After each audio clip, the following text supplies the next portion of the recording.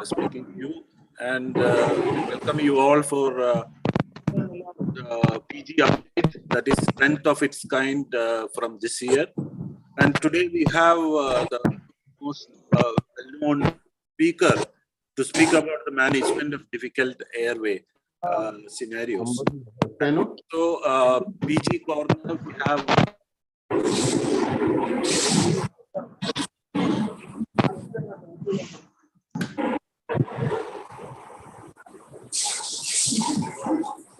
Dr. Paul, please mute all the participants.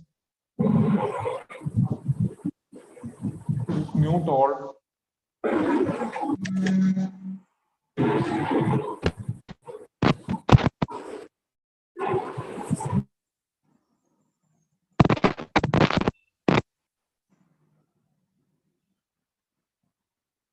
Yeah, madam, please unmute and start.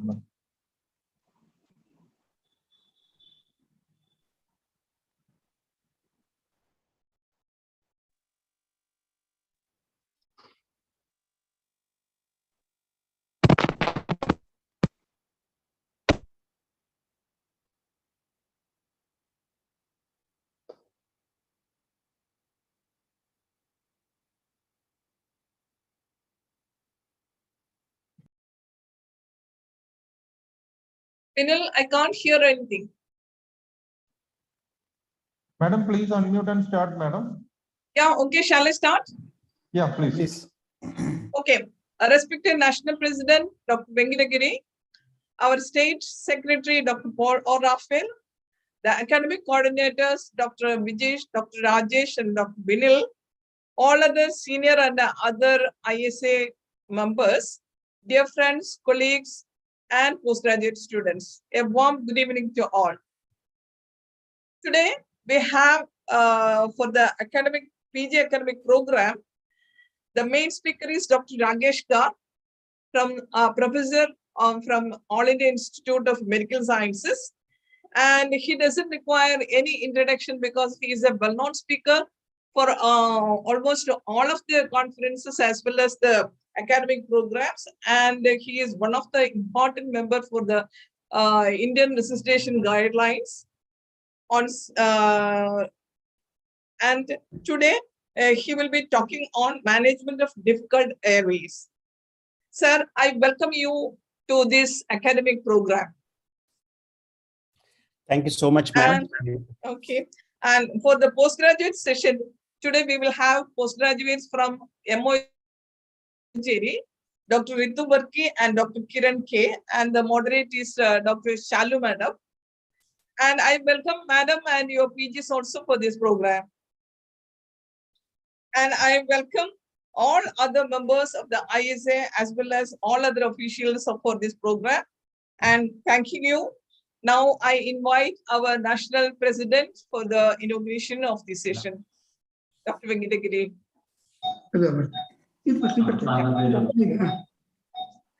Hello. Good evening. You can hear me?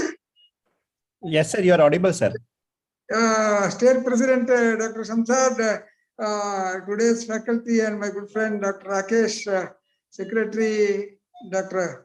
Paul, coordinators and friends. Today we have really a good speaker, Dr. Rakesh, who is Airway man, and it is luck that in spite of his busy schedule, I think he must be in Varanasi attending the conference now, and he has agreed to give this talk. And people who are attending are really lucky to have his talk today. You are in Varanasi, Rakesh, now? Yes, in the Varanasi, sir, right now. Yeah. So please pray for us all in Varanasi, and maybe that Modi also may come when you are there. You are there, Moidu is there, and Chakra, all are there. Maybe Chakra is always telling that Atma, and Modi may come to see you. Anyway, all the best. We will enjoy your talk. I will not stand between you and the thing. Thank you. All the best. I will leave and go for the PPF meeting. I have called a PPF meeting today at 6 o'clock. Okay. I will join after that talk. Okay. Right. Thank you. All the best.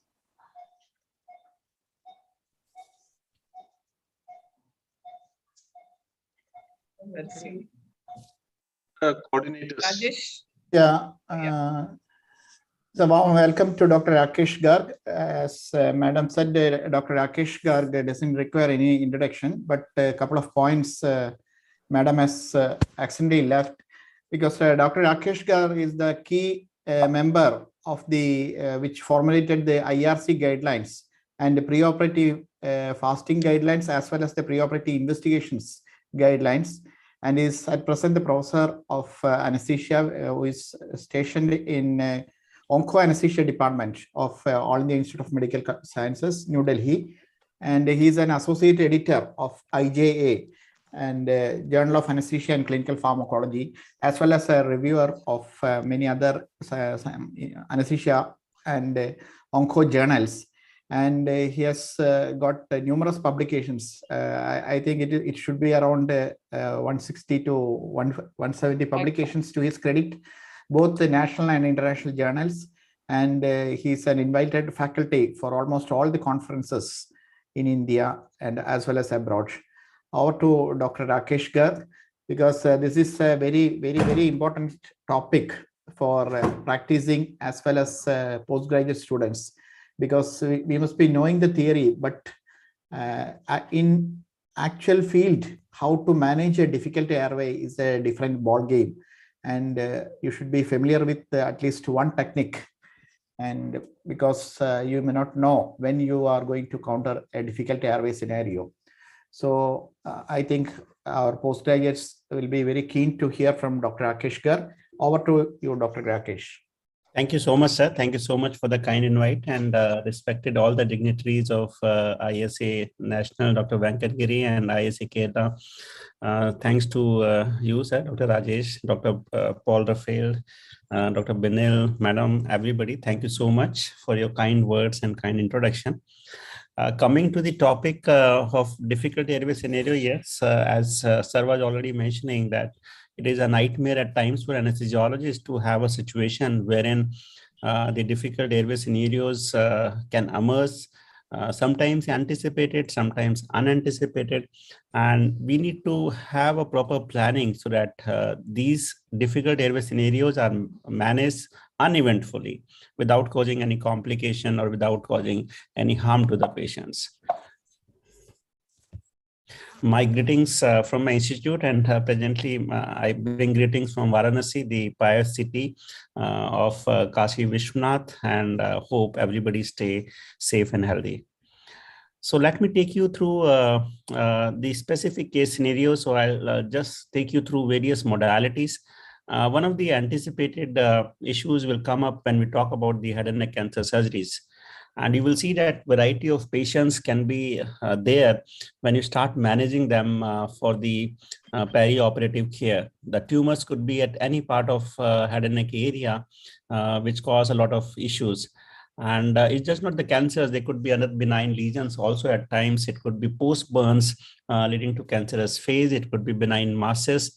And this is where the situation requires proper planning and there's education so that patients are not harmed. And these tumors, if you just see the anatomically, these tumors can be seen from various structures of the head and neck area. And these becomes very challenging and just not require planning, but we need to have a proper assessment, and assessment using various modalities so that planning can be done for these patients so that we can manage the airway comfortably. Now, why these patients would come to us in anesthesia practice? Now, if you talk about these subgroup of patients, these patients may require a diagnostic workup requiring sedation, at times airway management. They may require for therapeutic purpose. That's definitely the oncologic surgical procedures or reconstruction. And at times these patients come with advanced disease and they may require a surgical airway for the maintaining a patent airway in these patients. Let's see this patient and let it follow that how can we do manage the airway uneventfully in these. Let's see this 42-year-old male patient with a diagnosis of carcinoma left cheek. He was posted for left hemimandibulectomy and pectoralis major myocutaneous flap, which is a reconstruction for these patients. And these patients may require neck dissection also. These patients are usually having some history of tobacco chewing or chronic smoking. And this patient also has chronic smoker, 1 pack for the last 25 years. He was taking alcohol, but quite occasionally. Now, when you need to manage this patient, the assessment of airway is requiring a little extra modalities to look for what issues are. And the issues when you look for the airway management could be related to the patient, like this patient is a tobacco chewer. So when we talk about the airway management, we at times talks about the anatomical aspect. But when we talk the difficult airway, it could be at times physiological difficult airway also.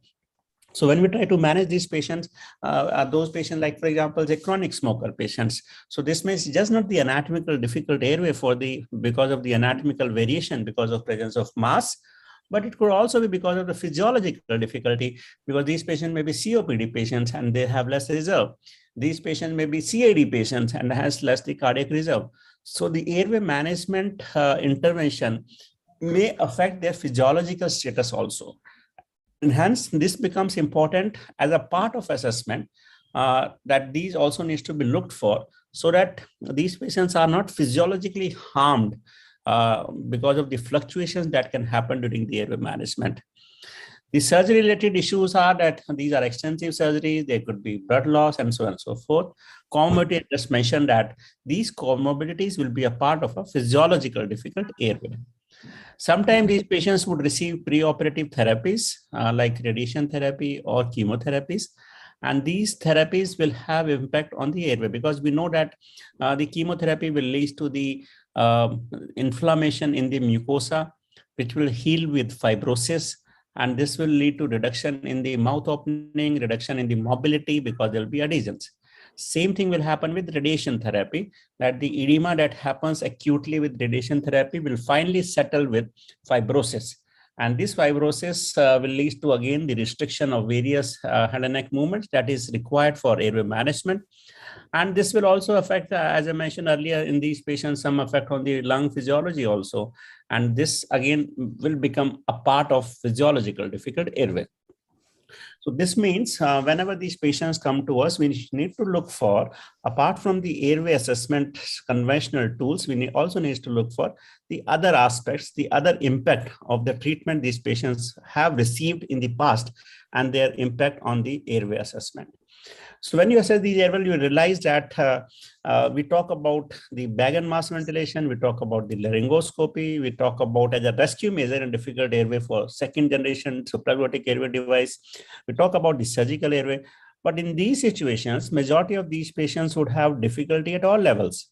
And hence, when you try to apply the algorithmic approach, which I come a little later, that this algorithm approach at each level, you find there are some difficulty in these patients. And hence, it requires a proper planning and expertise for learning these various options so that you can manage the airway uneventfully. So always remember that a proper planning is required, for which various armament in your gadgets in the form of a difficult airway cart must be ready in these patients, because there could be failure at many steps.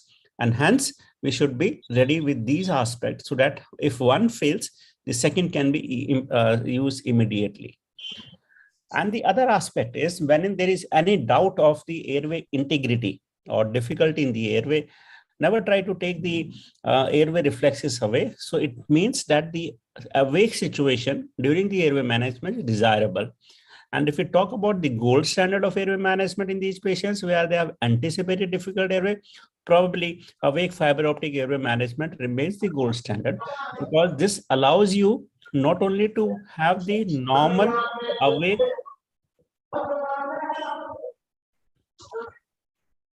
this will allow not only you to have awake airway patency, but also allow to assess using fiber optic gadgets the various abnormalities these patients have, and hence you can negotiate those difficulties using a fiber optic, and that helps you to get a successful airway management. The other aspect that is required in these group of patients is their assessment. Conventionally, we have been using soft tissue neck for the assessment of these tools for assessment of airway, where we try to look for the airway patency, the tracheal diameter, whether there's some deviation or not. But more recently, the use of various other imaging modalities has emerged, and they have found important role in assessing these patients in a variable manner.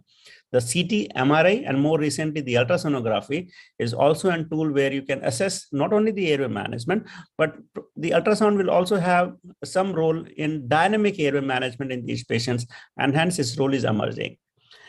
For the postgraduate, sometimes it becomes important. You can have a question, or they can ask you that what are the recent updates in the imaging part for the airway. So one, I said ultrasonography is one where you can assess the various structures of the airway for its difficulty. You can use it for management. Simultaneously, what newer tools which are emerging are the virtual endoscopy and reconstructive image. These are the reconstruction that is being done from the CT scan, CT pictures, so that you can actually see at how the airway looks like on a 3D format. And this will help you to have a mental picture of the possible difficulty in airway management, and then you can plan your airway strategies accordingly. So these 3D reconstruction and virtual endoscopy are emerging as a new tool in anticipated difficult airway, so that this makes you wiser to select an appropriate plan, and probably, as I mentioned earlier, awake fiber optic remains one of the choice. And this ultrasonography is finding an emerging role because this is a point of care. This can be repeated. This is available into our operating rooms nowadays more commonly. And hence you can use it for identifying various structures and abnormality because of the pathology at various points, whether we talk of the oral cavity lesions, whether we talk about the tongue lesions, whether we talk about the glottic and paraglottic structures, or even the infraglottic structures. So this will help you not only to identify the various structures abnormality, but at times, if it requires some intervention, it will guide you for those interventions also. These airway reconstruction, if you see these pictures, these are pictures of the 3D reconstruction. So you can easily see that on the lower third of trachea, there is not only a deviation, but anterior-posteriorly, you can see that there is a good amount of constriction. And you can easily see that the pathology is causing an airway abnormality here. Similarly, when you talk about the 3D reconstruction chest images from the CT picture, which is a so looking for these all pictures and the conventional airway assessment tool, which probably includes the assessment of various modalities like Ballam-Patti class, the neck movements, the mouth opening, the upper lip bite test, and so on and so forth. In addition to these imaging in this group will help you to formulate various plans which you can do for these patients. And when we say the formulation of plans, there are many airway guidelines which are available in the world. Most of these guidelines are good. They are evidence-based and can be used. And this is one of the guidelines which is for the unanticipated difficult airway in adults by the IDA. These guidelines are the stepwise approach which can be used for. As I was mentioning earlier, the various devices, you need to look for at how they can be used. This usually now emphasizes more on the use of videolaryngoscopy. In case of a failure, you can go for a supraglottic airway device. And in case of a complete failure where you are not able to maintain oxygenation or you are not able to ventilate the patient, in those situations, a surgical access would be a good option. But having said that, I said this was more of an unanticipated, but in many situations, you can anticipate the difficult airway and your plan should be accordingly. If you think that the airway pathology is not extensive, airway potency may not be compromised, you can go and use the equipments which are becoming more popular like videolaryngoscopy. But in case if you think that airway patency can be compromised under anesthesia, probably awake fiber optic guided tracheal intubation remains the gold standard. Now, this is how we need to look for various pathology. Remember that this tool is just not for the airway management. At times, we also use for airway assessment. So before we take a final plan for the various pathology, probably just inserting the fiber optic scope into the oral cavity, into the nasal cavity, you can really assess that what probably your plan would be. And this is a safe modality. So sometimes these type of check scopies are important for the purpose of, we can say it's a diagnostic airway assessment tool, which can give you a probable pathology and that can guide you to formulate the plan accordingly. Now, when we say about the awake tracheal intubation, I think all residents should read these guidelines. These are very important and nicely framed up by Difficult Airway Society for awake tracheal intubation, where they talk of various key steps that are required for awake fiber optic guided intubation. Now, first, I always suggest you that any patients who has anticipated difficult airway or unanticipated difficult airway must receive oxygen, because giving oxygen at high flows for maybe a couple of minutes is not going to harm.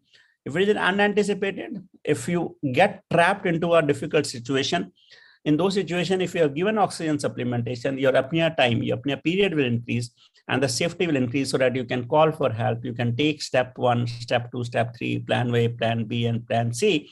And the patients probably would remain stable without any hypoxic damage.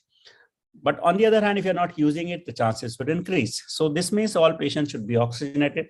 And nowadays, especially after COVID, most of us are well versed with using the HFNO, the high flow nasal cannula, high flow nasal oxygenation techniques. And this modality should be used wherever possible. Topicalization is an important aspect of the airway because the patient feels discomfort while you're doing awake airway management because that structures are quite sensitive. So you need to use various techniques. There are various modalities of topicalization of the airway in these patients. Spray as you go is one of the emerging techniques because it remains non-invasive. But using of regional blocks, like for example, the block of superior laryngeal nerve block, the recurrent laryngeal nerve block, and the topicalization of the nasal cavity, and there is topicalization of the oral cavity using puffs, provides a very good anesthesia for the airway for providing patient comfort during awake tracheal intubation. Remember, when you use the drugs, you should be cautious about the maximum dose, which remains around 8 to 9 milligram per kg when you use for the airway topicalization. And you should try to decongest the nasal cavity using vasoconstrictors also.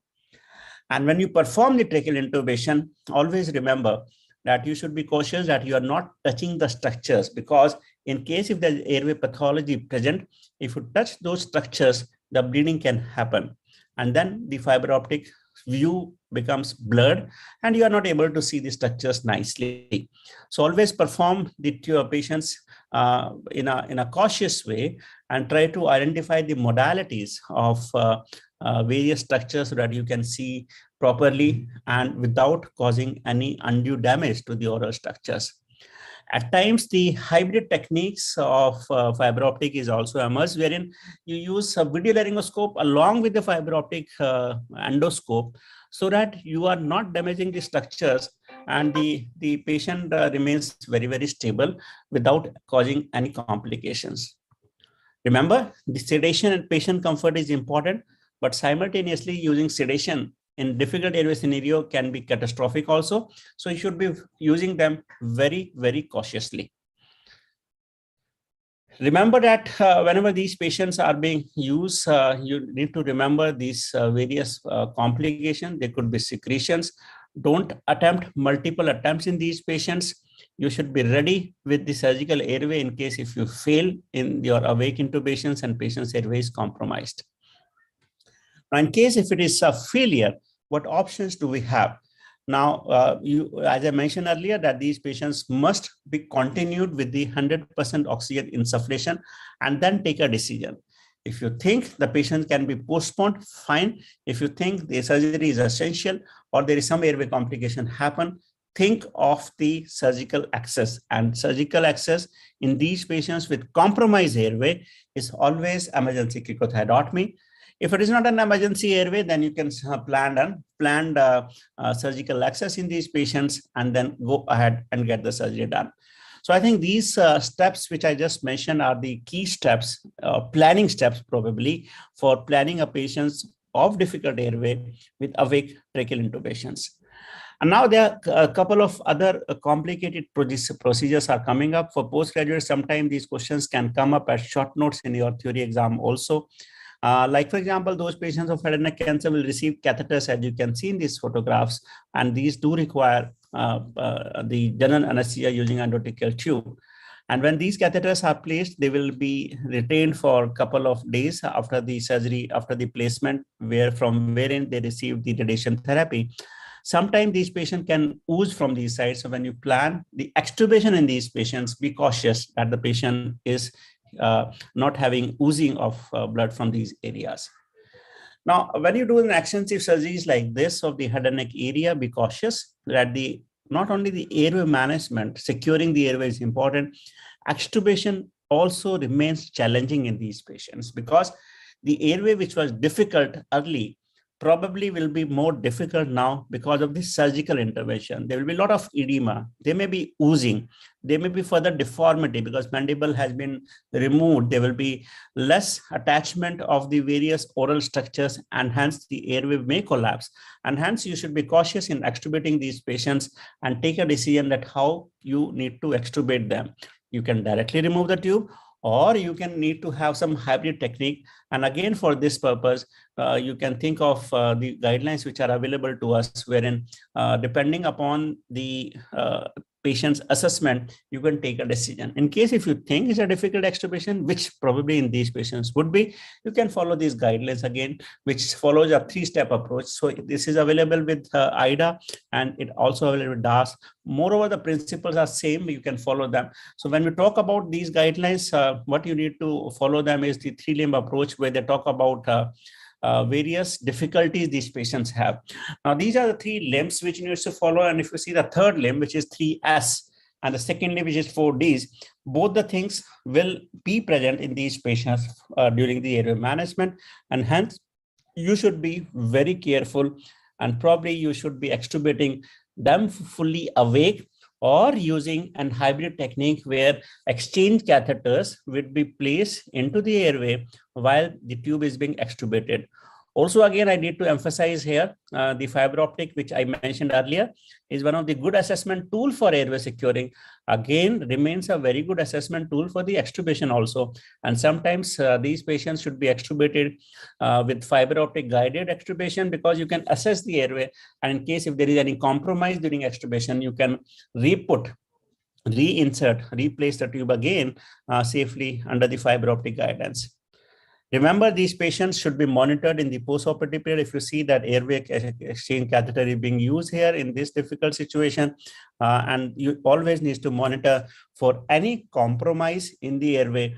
The antidial carbon dioxide monitoring is one of the good modalities that you can use. Couple of these patients may require tracheostomy, as we mentioned earlier, also in a difficult airway scenario. But remember that this should be a wiser decision based on individual patient approach. Routine tracheostomy is not desirable for majority of these patients. Now, let's see some other interesting cases which can come to your clinical scenario.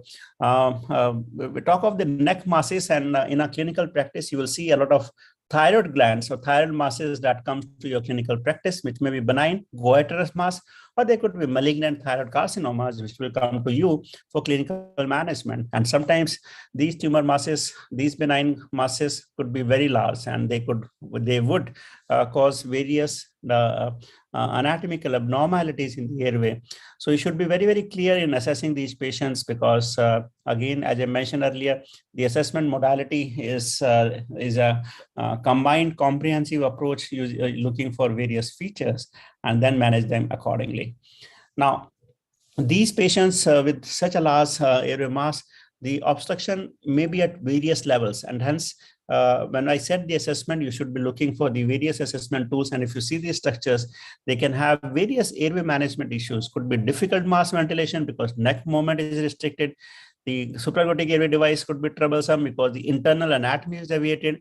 You cannot do a surgical access because it is a large thyroid mass. Regional blocks, as I mentioned earlier, for the purpose of topicalization or doing awake tracheal intubation is not an option in these patients. And also, when these patients are being operated, there could be a tracheomalacia or tracheal involvement, and extubation becomes difficult. So this means these patients remains challenging, and you need to take various decisions that whether we should go awake or asleep intubations. For these type of neck masses, again, the fiber optic guided remains the gold standard of management. But now with the emergence of video laryngoscope, this is also emerging a good modality in many of these patients for airway management. So you can use various type of video laryngoscopes, channeled versus non-channeled. Both are equally good, and you can use them in cooperative patients with topicalization, spray as you go technique, because you cannot put a regional block in these patients. Supraglottic airway is one of the options, but surgeries cannot be done it. So you should be using devices through which you can intubate. And remember, in these patients, the blind intubation must not be attempted. If you are using supraglottic airway devices, if you want to intubate through these devices, always guide them using fiber optic devices. So because the blind intubation is difficult because of the anatomical difficulty, anatomical deviation that happens because of pathology. Now, if you succeed, then proceed. If you fail, then consider other options in these patients. Again, they remain challenging. The use of regional blocks, surgery under regional blocks is one of the options, but it's not common in such large masses. Similarly, the other issues that can happen during extubation would be, as I mentioned, tracheomalacia. So you should also, the postgraduate should be very well versed about the leak test and how to do it. So while the patient is already on ventilatory support, you need to look for the difference in the exhaled tidal volume with the cuff inflated and deflated. And any difference of 110 to 130 ml, or maybe around 10 to 25% in difference in the tidal volume, exhaled tidal volume, is considered to be significant. If the volume is less than this means the trachea is collapsing, and hence it is not safe to extubate these patients, because these patients can have tracheomalacia, and hence you should be cautious in these patients. The other difficult scenario will be in situations in the ICU setup, because many of the postgraduates must have seen in the ICU setup that not only they have anatomical difficult airway, I was talking about the physiological difficult airway. And when say an ICU patient, maybe in a septic shock, or maybe in an ARDS situation, maybe a respiratory compromised pneumonia, you will see that these patients like this will have various presentations. So number of cases you can see in masses, patient with infection after receiving chemotherapy, patient gets community acquired pneumonia in a compromised patient. And hence these patients should be cautiously managed in the ICU setup you are managing. So in a ICU setup, you should not only look for the anatomical difficult airway, as I mentioned in the beginning, you should also be looking for the physiological difficult airway. And when you see the issues in the ICU patients, you should be cautious that these patients are immobilized, they are traumatized, they are compromised because of the cardiorespiratory and hemodynamic status, and these patients may be full stomach also. And hence, when you try putting these patients for any type of airway, there could be a lot of edema, as you can see in these pictures, which sometimes can bleed when you try to look for and intervene to these pictures, and there could be some amount of hematoma when you do multiple attempts. And hence, these becomes more challenging because of the various regions that we have just discussed, and hence, you should be cautious in airway management in these patients. And obviously, in such situations, the awake fiber optic guided intubation again remains the gold standard even in these group of patients. You should also look for the various difficulties in these patients that we have discussed earlier also. In addition, what we mentioned specifically here in ICU patients, critically ill patients, will be physiological difficult airway because of various cardiorespiratory and hemodynamic status, and then try to do assess for these patients also, so that you can plan and prepare your patients accordingly. The ICU patients can have other issues related to the respiratory status also. There could be cyanosis at times. So it becomes a little more emergency airway management, and hence the modalities must be immediately available, because you cannot plan and prepare taking your own sweet time, and hence emergency airway management is at point important in patients who are critically ill. That's why you should have very well aware of these gadgets. Your skills should be practiced. All residents must practice on various mannequins of various airway skills that are available.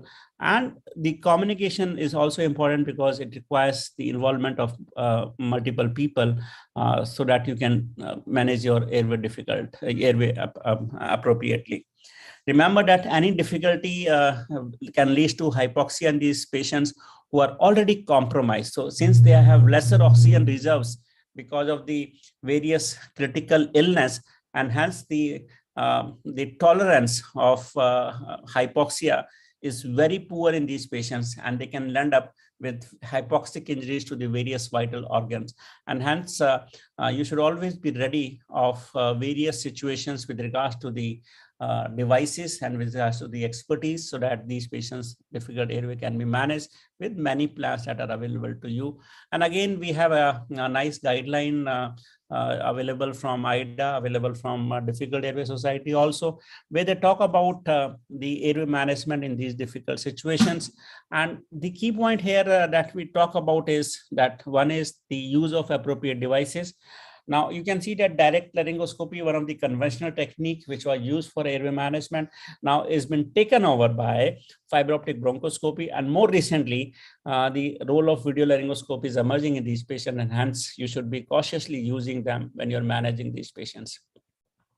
Remember that there could be many situations when we're managing these airways in difficult scenario, because at times you cannot make them supine. They may be head up situation, they may be in lateral position, and hence these key points, and this is important, this slide is very important for the postgraduates, that when you speak in exam or when you actually manage these patients, try to look for all those points so that you can plan it. Look for which technique is appropriate, which position is more appropriate for this particular patient, which position will be good for an anesthesiologist to stand, and which route will be appropriate. And this will guide you to not only answer nicely in the exam, but it will also help you to take clinical decisions.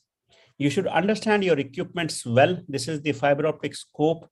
Now it is more of a video endoscope because fiber optic fibers are not used. So this is again an important point for postgraduates. They need to understand that what's the difference between video and flexible video endoscope and fiber optic scope. Fiber optic scope had the fiber optic cables. Video endoscope has the camera at the tip, and the flexible fiber optic fibers are not there in the flexible endoscopes. You should also be well versed at how these patients will require a choice of a technique and a route depending upon the patient assessment.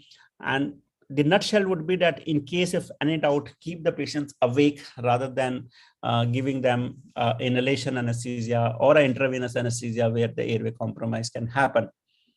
Depending upon the route, it could be the nasal route, the oral route, or at times the front of neck route may also be required in the form of an elective tracheostomy or an emergency cricothyrotomy. So in these situations, awake fiber optic remains the choice. And you should, as we have discussed, just to summarize it once for you, you need to choose, take decision based on this. Now, having said that, when we talk about the airway management, you should be very well versed about this procedure, which is called as emergency cricothyrotomy. Now, this is an important aspect which everybody should learn, because whatever guidelines you say, they are primarily three commoner guidelines that we are aware of: IDA's Society of Airway Management from USA, Difficult Airway Society from UK. All those guidelines do talk of the surgical access in case you're a failure. And that's why we say, because now we are using a lot of high flow nasal cannula.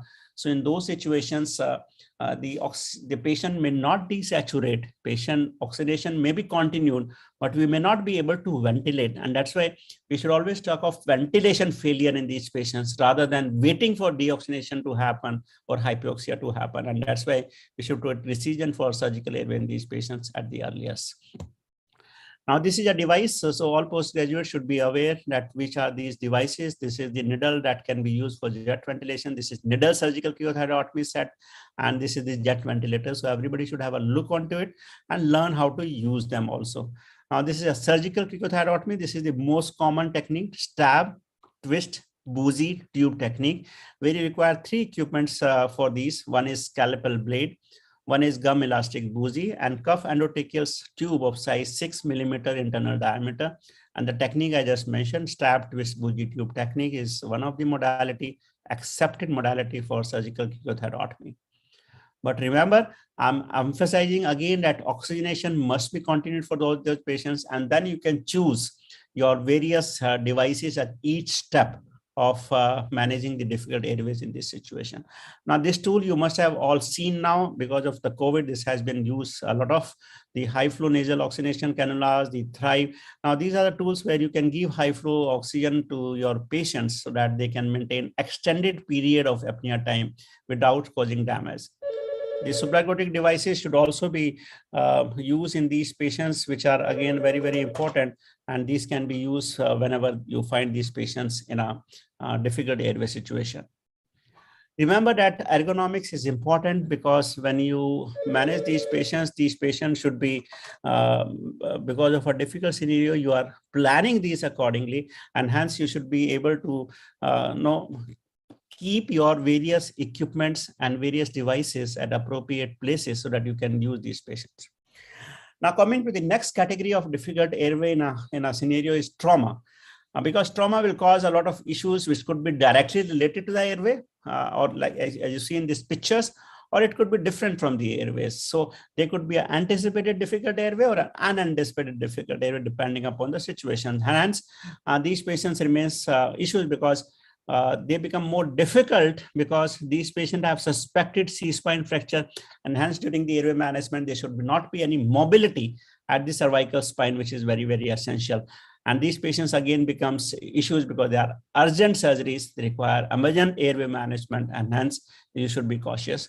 And again, for these trauma airway management, again, the fiber optic intubation or flexible intubation scopes remains the preferred modality for airway management. Regarding the topicalization, as I mentioned, the two modalities that most commonly we use is the blocks. You can see in this picture, this is a superior laryngeal nerve block. You can see the person is holding the hyoid bone nicely, and the superior laryngeal nerve just hooks on the cornus of the hyoid bone. And once you touch the cornu, just bring your needle, slide it down, and after respiration, you inject around 1 to 2 ml of drugs so that the superior laryngeal nerve is blocked. You should also be remembering various hybrid techniques. I was talking about difficult airway in the ICU settings. So in those situations, sometimes you use these masks, which are flexible, which are masks where you can intubate while the patient is being ventilated, because as I said, physiological difficult airway, they have less reserves and you can intubate them. And even as I mentioned earlier, just to show you a picture, you need to look for the devices, the supraglottic airway devices through intubation. But you remember that you should use a flexible scope. You should not be blindly intubating through the devices. Coming to the next category of difficult airway, you need to look for the impending airway obstruction. So burns patients sometimes can come to you, acute burns. So sometimes you see these are the same patient 3 hours apart. So when some patients have burns injury, they can have an impending airway obstruction because the edema because of the burns will develop over time, and hence you should be timely, or you can say prophylactically putting the tube at the right time before the edema happens. Now, taking all those cases, I must emphasize a couple of more minutes on the complete ventilation failure because the devices that we are using provides a lot of oxygen, and the various guidelines do talks about oxygenation at various parts. But remember that the maintenance of oxygenation is important. But remember that oxygenation can be maintained by using various devices nowadays. But in situations of the clinical scenarios, these patients may desaturate at various point of times. So at point where you think that the patient is not able to get ventilated in spite of oxygen being supplemented in these patients, you should take a tool that these patients require further step, which may even include the surgical access. Now, coming to the next strategies in managing this difficult airway, we need to look for various other options for them.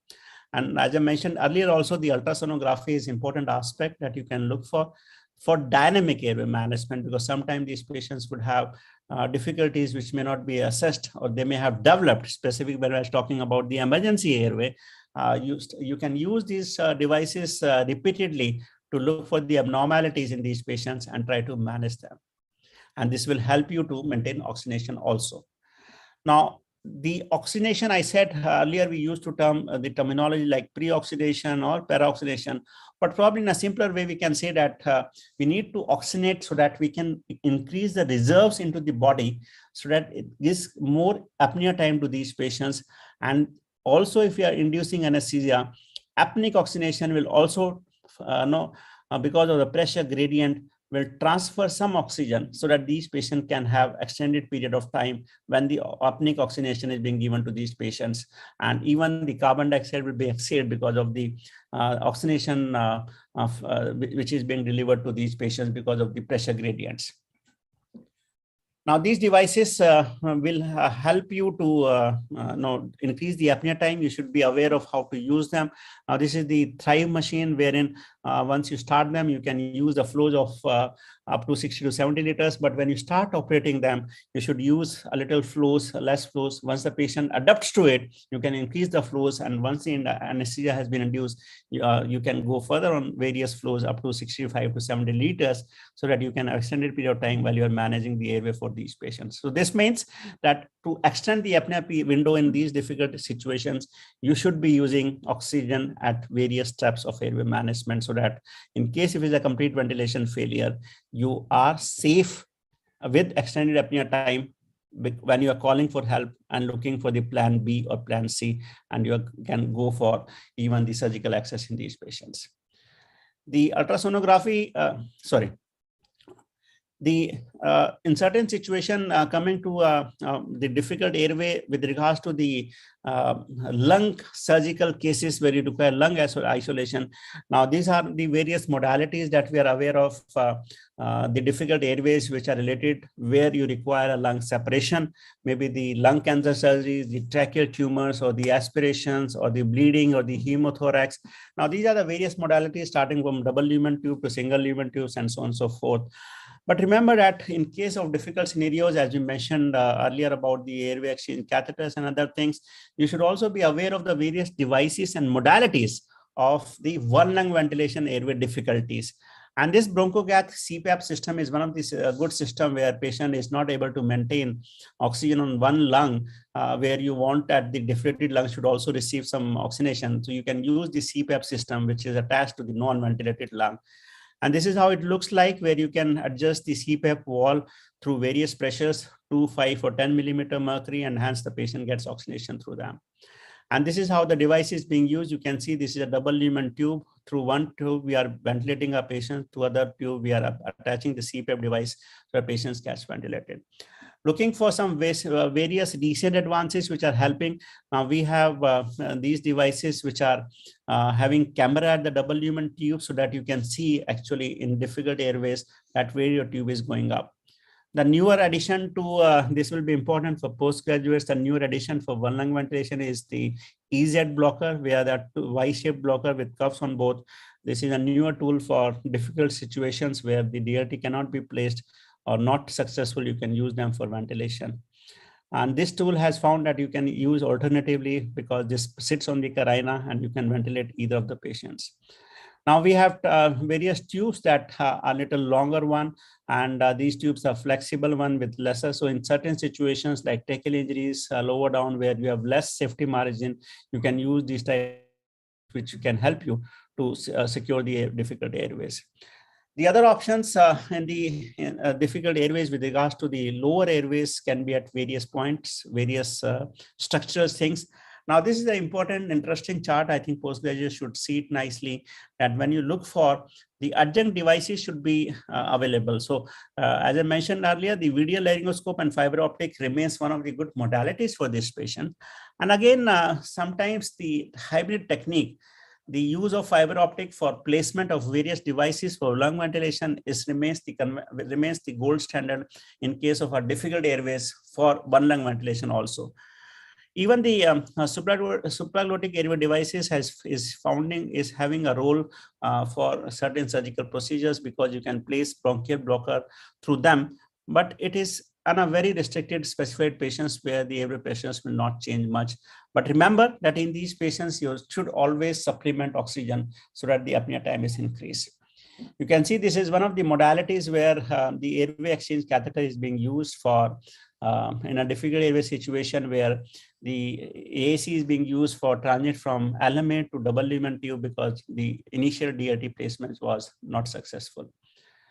Now, just showing you a couple of more cases where you can see the difficult, like BCC nose, these patients would require oral airways. And remember that post-operatively, these patients' nose may be having a small tube-like structure, which will be for maintaining the patency because they undergo reconstruction and patient feels uncomfortable. So you need to explain the patient that they should breathe nicely through their mouth at the time of extubation. Sometimes patient may be tracheostomized already, as we've discussed earlier, and they may come for various surgical procedures. You need to remember that how to intubate a patient who is already tracheostomized. And usually these patients sometimes goes on a permanent tracheostomy. So you should be using either a tube which is flexible for the airway management for the perioperative care. The lower lip carcinomas, because the bag and mask ventilation is difficult, you need to keep them awake. Awake fiber optic remains the gold standard for these patients, and you need to manage them accordingly. And extubation remains an issue. Look for oozing, and you can then extubate them. Similarly, the alveolar structures, these patients at times becomes difficult airway. You can see here that the hybrid technique of ventilation is required if the patient is not cooperative. Otherwise, you can go ahead and do an awake fiber optic intubation. Tracheostomy may be required in these patients, especially when they are central arch syndromes. Sometimes patients can come for redo surgeries. You should be careful in these surgical procedures because the redo surgery, the anatomy is almost distorted, and hence you should be using them cautiously. The large mass on the neck may not be easy airway because all these steps may be difficult, and hence you should be cautious when you're using them for the airway management because they will be causing a lot of the airway anatomical distortion in the airway, and hence the awake fiber optic remains the gold standard for these patients. Remember, sometimes when we do our airway reconstructions, the awake remains the gold standard.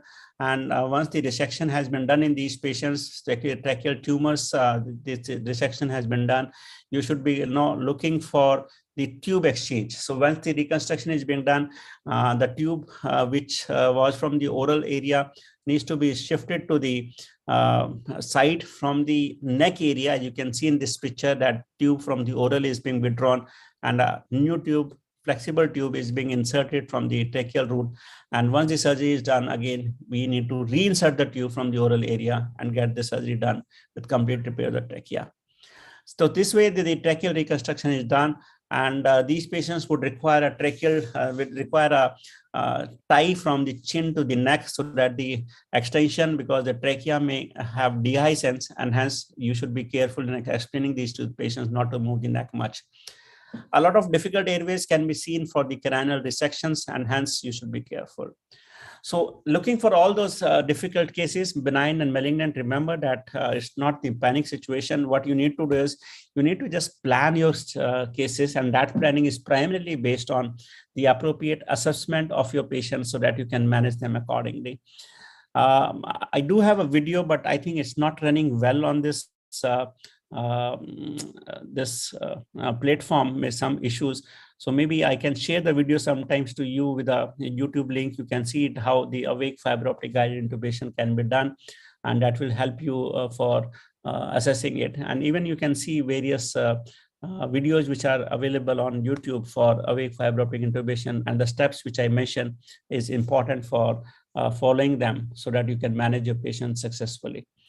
So thank you once more, and I'm open to the questions now, open to the house. Over to you, sir. Thank you, Dr. Rakesh. It's a wonderful presentation, and you have told us about so many practical tips and the guidelines also. And let us go to the questions in the chat box. I think there is a couple of questions in the chat box. Can you see, Dr. Rakesh? Yes, I can see, sir.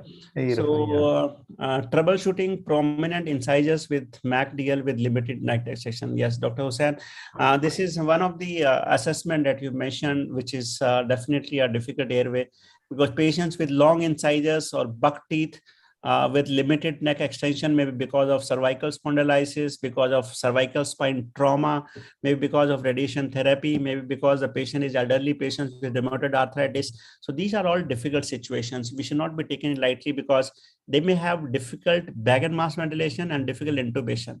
So what options do we have in these situations? Now, if you see the overall of these patients, probably if in any doubt, probably the awake fiber optic guided tracheal intubation remains the preferred modalities. But now video laryngoscopy is emerging as one of the important tools.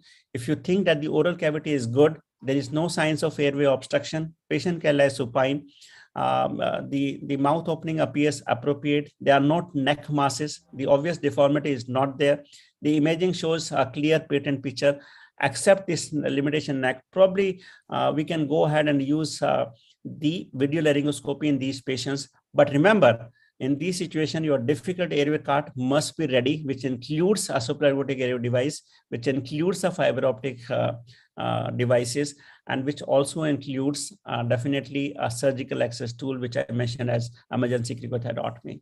So this is how I think we can take Dr. Irfan, which you mentioned. Coming to Dr. Nikhila, she mentions during emergency intubation with tongue cancers, how to manage them. Now, madam, this is very clear. For the emergency intubation, these patients will come for variable reasons. One, sometimes this tumor bleeds and then they come for emergency situation. Second, sometimes there could be an airway compromise, they comes into stridor. Third, sometimes these patients may be because of some other abnormalities, they get compromised and they come for emergency intubation. Remember, the key principle is that if the patient is maintaining oxygenation and you're able to ventilate, it's not actually an emergency. Now, the decision needs to be taken between two aspects. One, if you have the time, if patient is maintaining saturation, always keep all patients on high flow oxygenation.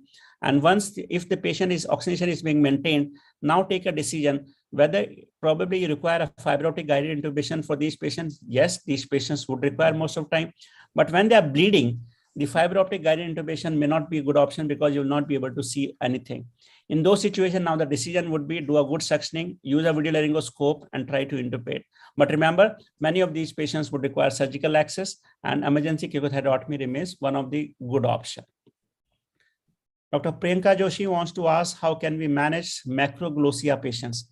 Macroglossia means large tongue. This means the oral cavity space is less. And probably if you put a conventional direct laryngoscopy, you may not be able to see the structures. You may not be able to negotiate them. In those situations, probably the options available is, and obviously the supraortic airway device may not be a good option in these patients, depending upon which surgeries these patients are posted for. You can take a decision between two steps here. One, again, the gold standards would remain the awake fiber optic guided intubation. But having said that, the fiber optic is emerging as one of the good modalities. Now, here I want to just add one thing, that there is something called, as I mentioned earlier, something called as a diagnostic endoscopy. There's something called as a check laryngoscopy also, check video laryngoscopy also. So if you topicalize an airway, you can just assess the patient's upper airway using video laryngoscopy after topicalization. And that will give you very reassurance that whether if you induce anesthesia in these patients, will you able to secure the airway? Are you able to see the glottis? And then you can take a decision. In case of any doubt, keep the patient awake and use a fiber optic guided intubation. Probably if it's an oral surgery, you can use the nasal route. So we have already talked in a session how to choose between nasal route versus oral route versus the front of neck route for the surgical access. Coming to the Dr. Yogesh Kumar's question, if patient failed intubation after 3 attempts, can I try further or postpone case if mask ventilation is still possible? Now, this is a very important question which Dr. Yogesh has asked. Why shouldn't we do multiple attempts? Because if our all attempts should be done in full faith. If I am doing my first attempt, why should I repeat it second time? This means I have not done my first attempt well. So this is very important for all the residents, that your each attempt should be done with full efficiency, with full preparation. If you do a second attempt, there should be some difference. Either you are using different device, you are using different adjunct, you are repositioning, or the intubator is different. So they should be, every time they are different. If you're not able to do it in 2 to 3 attempts, because the multiple attempts will cause more airway edema, more airway injury, and the airway becomes difficult, and hence multiple attempts are not required. The decision between to postpone the surgery or if it's an emergency surgery depends upon individual cases. If you think you don't have proper access to various equipments, you don't have expertise, you can postpone it. If in emergency surgeries, if you have the equipments, use those equipments like fiber optic scope or video laryngoscope. If you don't have, remember that the surgical access remains one of the good modality. Dr. Mamta, glottic tumor, how to manage the airway? These are challenging tumor, Dr. Mamta. Glottic tumors are very challenging because there could be various deviation. The glottic chink could be narrowed. You may not be able to put up the tube. So that's why I mentioned that the airway assessment is important for these patients. You need to see that how much is the glottic chink on various assessment. You can even do endoscopy, which our ENT colleagues do. They can help you to mention that how much the chink, how much is the tumor, how much is the vocal cord or glottis involvement, whether you will be able to negotiate a proper size tube. If yes, you can go for awake guided intubation. If no, probably a tracheostomy, elective tracheostomy would be required in these patients. That's the same as that's the same as virtual endoscopy you have mentioned in the assessment part. A virtual endoscopy is primarily looking for any structural abnormality, but I will put there are two things, various terminology that we have used, sir. One is the virtual endoscopy, which probably is the deconstruction from the CT imaging. But the other endoscopy is, you must have seen that if somebody has seen the ENT's OPDs, they use a small rigid endoscope through the oral cavity and they identify the structures. So those endoscopic pictures from the ENT examination gives a good clue that how the airway looks like. So we should always be looking for those clues. And then obviously, if you have a CT pictures, you can go ahead and do CT pictures. And in selected cases, you can do a virtual endoscopy or you can do a 3D reconstruction. Okay, thanks. Dr. Asif Hussain wants to ask, I think this is an interesting question, that in a difficult airway scenario, do we use a muscle relaxant or a neuromuscular blocking drugs? I think this is a common question and people are asking. And if you see the algorithms, difficult airway management, if you see the step 3, it will mention that if you're not able to ventilate, use a ensure the neuromuscular blockade. Now, this I think we need to understand in 2 ways. One, if it is an anticipated difficult airway, you should, as I mentioned repeatedly, don't go for giving anesthesia or using the drugs, neuromuscular blocking drugs to these patients. Awake intubation is important. But if it's an unanticipated difficult airway, and you have failure in step 1 and step 2 in various algorithms. Step 1 means use of direct laryngoscopy. Step 2 is use of supraglottic airway devices. If you fails in these patients, and the patient is getting a complete ventilation failure with hypoxia, in these patients, because the next step would be use of surgical access. And hence you should ensure a definite muscle relaxation in these patients, and hence is very important. But if it's an anticipated difficult airway, definitely we should not be using it. But I think good news is probably I have heard that the drug which is called Sugamadex is now being made available in our country. So probably the Sugamadex is one of the good reversal agents that can be very routinely used for rocodinium also, and it can reverse the intense blockade also. So probably in coming times, the management plan will change, and we can say that the neuromuscular blocking can be used in all patients because it increases the management of airway better by causing relaxation and making the airway easier. And presence of Sugamadex will be a good rescue in case we are not able to put a tube and bring the patient back to breathing. Dr. Archana wants to ask, could you elaborate about pediatric fiber optic guided intubation? Madam, this is a big topic. I think I can request Dr. Rajesh and Dr. Binil and Dr. Paul to have a separate session on pediatric intubation. And pediatric intubation, I can tell you a couple of concerns. Pediatric patients may not be cooperative. The airway is more friable. You need to use a smaller tube, and these patients would require some amount of anesthesia for airway management. Because the awake intubation may not be a good option in these patients, specifically the kids less than 6 years. The use of regional nerve blocks, again, may not be a good option in these patients. So that's why these pediatric patients awake becomes challenge. And hence, when I said the teamwork, the communication should be important. These patients are usually are kept on inhalation anesthesia with ventilation, and then these patients can be intubated while they are being maintained on inhaled anesthesia. Or the other option is the hybrid techniques using LMAs with tubes, exchange catheters, and then put them on the tube. What is the smallest ITT that can be loaded with fiber optic bronchoscope? Usually up to size 4 millimeter internal diameter can be used, can be safely inserted when you use a pediatric fiber optic scope. So I think I am covered with all the questions. Any questions or any comments from anybody to add something which I have missed? Most welcome. Any comments from the senior faculties? There are so many senior faculties in the audience. Dr. Garg, is HFNO is mandatory for anticipated difficult airway? What's the guideline says? Is there the guideline? If you see the guidelines, the HFNO, because the HFNO has become more popular in the last 2 to 3 years, and the guidelines are usually of various societies are a little older. But if you see the evidence now, I think I'm sure that the subsequent revisions, which probably will come in 2022 or next year, they will incorporate the HFNO in the airway assessment tool. The reason is very clear. Giving oxygen for 2, 3, 4, 5 minutes is not going to get an oxygen toxicity, but it will give you extended apnea time. And we have seen in COVID, now we have a lot of data that giving flows of 60 to 70 liters, even with awake patients, has not done any harm to these patients. And we have a good data from the COVID patients now.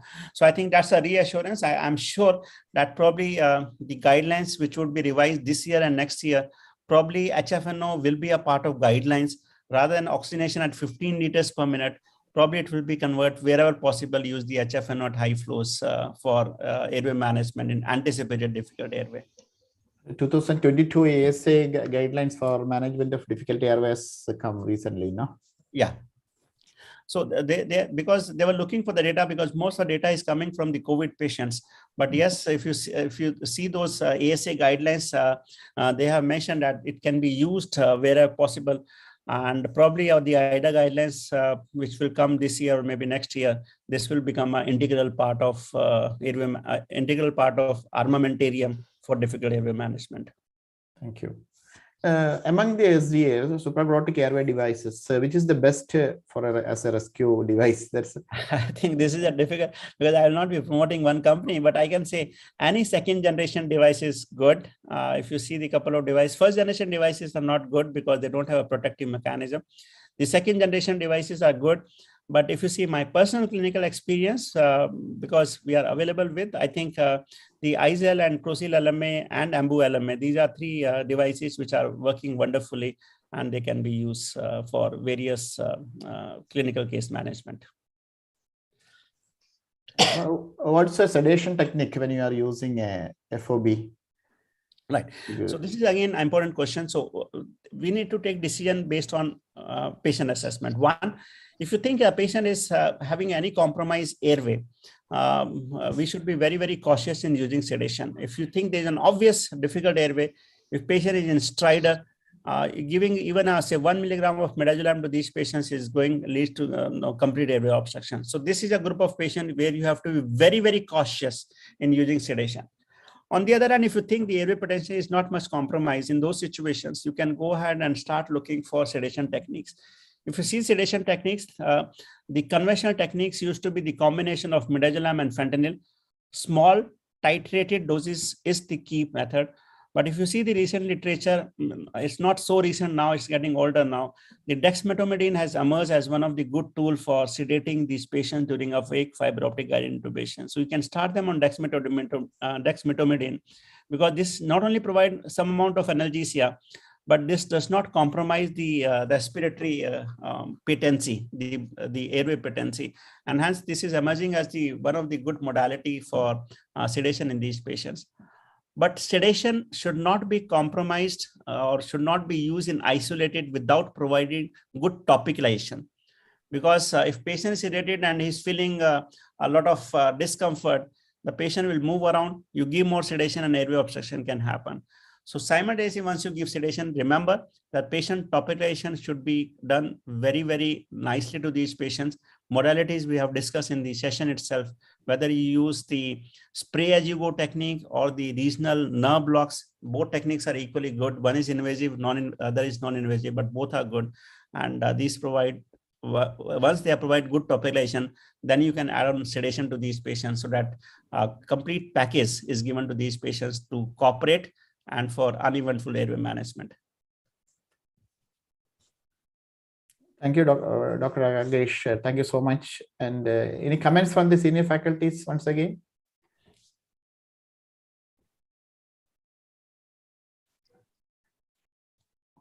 Or any questions from the postgraduate students? Because Rakesh Garg is one of the pioneers in the airway management. His routine work in the AIMS deals with the difficult airway scenarios. We have seen so many photographs of his day-to-day practice.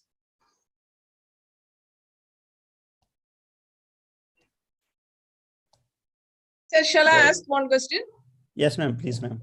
What about nasal nebulization when we and nerve blocks when we do the nasal difficult airway management? So this is an important question. When I said nebulization, because nebulization is not a good With option. The 4%, with the 4% or 3% again. It is one of the modality for topicalization of the airway, but majority of drug will go to the lower airway where we don't need it actually, and it will release back into the atmosphere.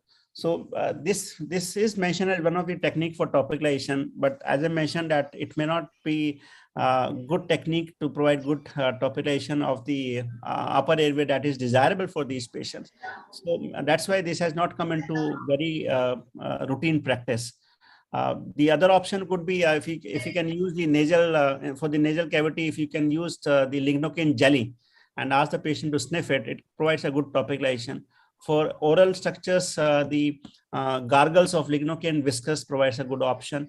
People have tried to use the even the glossopharyngeal nerve block for those structures, but again, the acceptability of the patients may not be good. So in my clinical practice, I ask the patient to put in the nostrils the lignocaine jelly, ask the patient to gargle the lignocaine viscous, and then either I use a spray as you go technique, or we can use two blocks here, superior laryngeal nerve block and recurrent laryngeal nerve block, that is transtracheal nerve block. This provides a good anesthesia overall to the patient, and then we can add on some sedation, which can be in the form of fentanyl midazolam, or it can be in the form of dexmedetomidine. So this provides comfort to majority of our patients. Sometimes the nerve blocks will be found to be difficult. Superior laryngeal nerve, that's it. That's why I asked nebulization whether it is when we compare both these techniques, which will be better.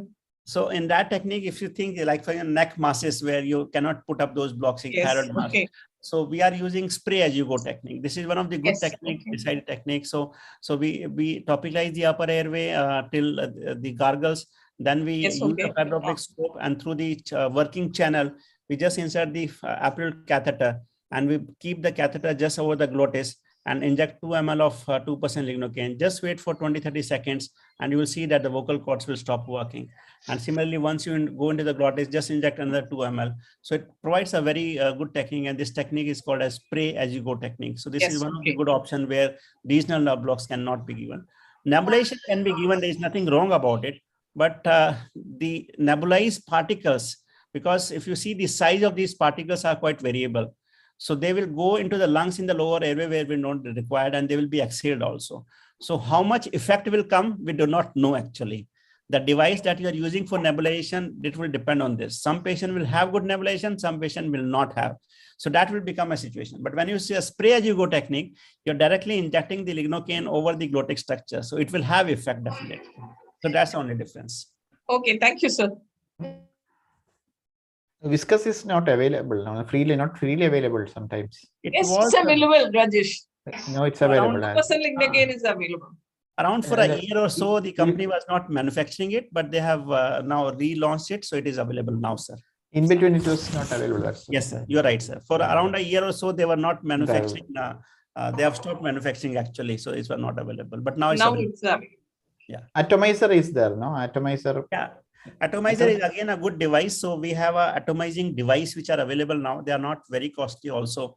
So they works as you spray as you go technique. So if you just, it's a small conical structures which are available with, if you connect through oxygen or just put 2 ml to 3 ml of lignocaine and spray through it, it will atomize the drug. So the atomization different from nebulization. Atomization creates a bigger particle size. Nebulization creates a smaller particle size. So we need a bigger particle size. So atomization will anesthetize the nasal airways and the upper airway. It will not go till the lower structure. So it is one of the good modalities that can be used. Thank you so much, sir. And thank you once again from the ISA Kerala. And hope we will see you again. Thank you so much, sir. Okay. And we'll see you live in South Zone also. Thank you so much, sir. Okay, thank you. Okay. Thanks. Over to Dr. Vijesh. Good evening, everyone. Thank you, Rakesh sir, for that wonderful discussion on management of difficult airway.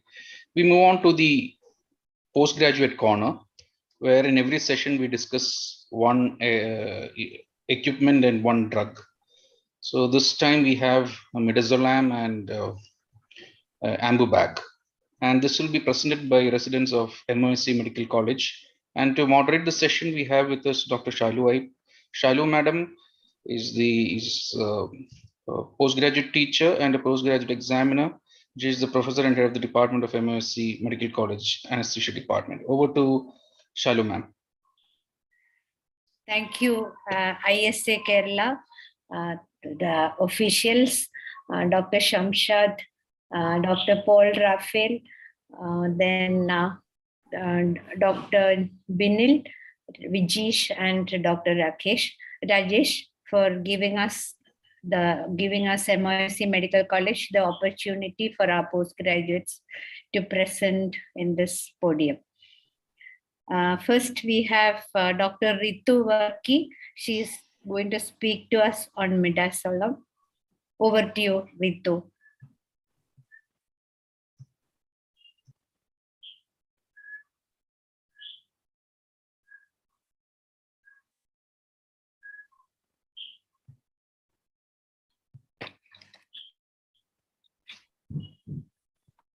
Ritu, Dr. Ritu, we can see your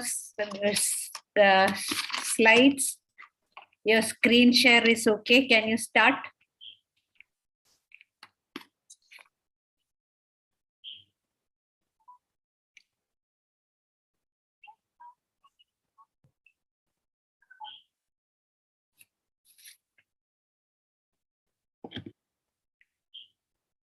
Ritu, can you unmute and start your presentation?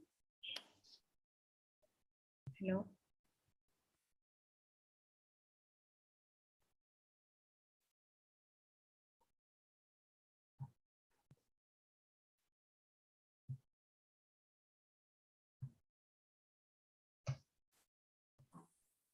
Okay. Ritu, you can unmute. You can talk. Sir. Yes, sir. Good evening, everyone. Today's topic for presentation is Midazolam. Midazolam, it is a short-acting benzodiazepine.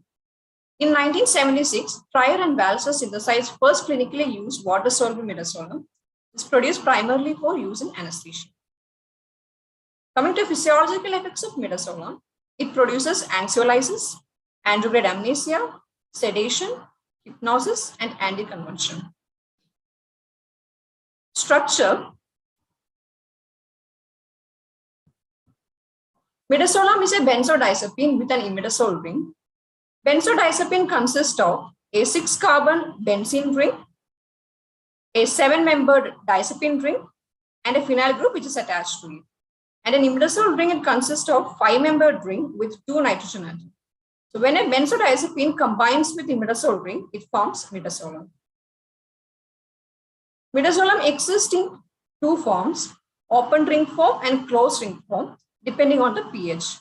When the pH is less than 6, it remains in the open form, which makes the compound water soluble, and it is mainly present in the parenteral preparation. When the pH is more than 6, that is in the physiological pH, the ring is closed making the compound lipid soluble and is present in the blood or tissue. So the midazolam has a pH-dependent ring opening phenomenon, and in the physiological pH, it maintains a closed ring structure, enhancing the lipid solubility. Coming to mechanism of action, benzodiazepine facilitate actions of GABA at GABA-A receptor. GABA-A receptor is a pentameric transmembrane receptor which has 5 subunits, 2 alpha, 2 beta, and 1 gamma subunit with a central chloride channel. The binding site for benzodiazepine is between gamma 2 and alpha 1. When a benzodiazepine molecule binds to the receptor, it facilitates the action of GABA, thereby increasing the frequency and duration of opening of chloride channels, which in turn increases the chloride conductance, which in turn leads to hyperpolarization of postsynaptic membrane, leading to inhibition of neural transmission. Binding to alpha-1 subunits of GABA-A receptor produces sedation, amnesia, anticonvulsion. And binding to alpha-2 subunits, it produces anxiolysis. Coming to physical chemical properties, the molecular weight is 325.8 Dalton. The pKa value is 6.15. Water solubility, midazolam is water insoluble, and the solubility is only 0.004 gram per liter in unbuffered water. Whereas when it comes to the acidic medium, it becomes soluble. That is, in a pH of 1, the water solubility has been increased to 2. When the drug becomes water soluble, it becomes less painful and it's more comfortable for the patient. And the lipid solubility is highly lipid soluble. The value is 3.798. It promotes rapid onset of action of the drug.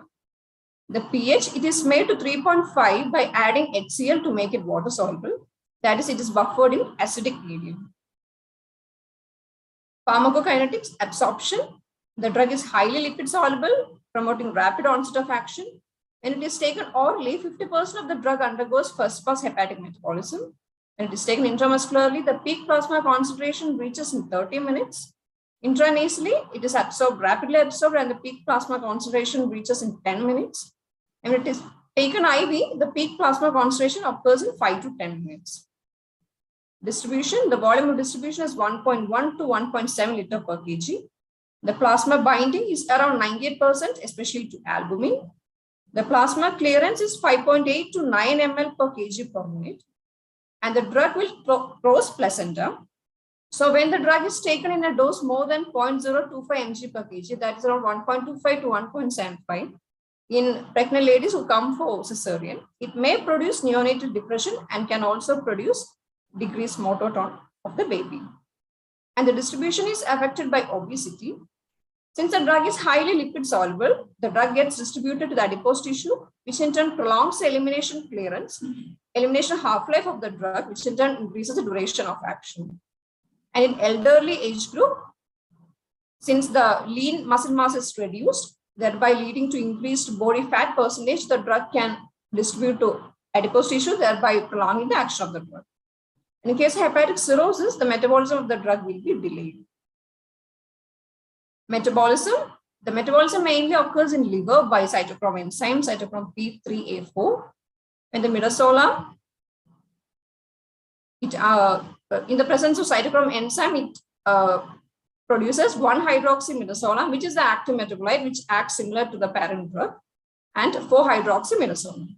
1-hydroxymidazolam undergoes glucuronidation and forms hydroxymidazolam glucuronide, which in turn is excreted in urine.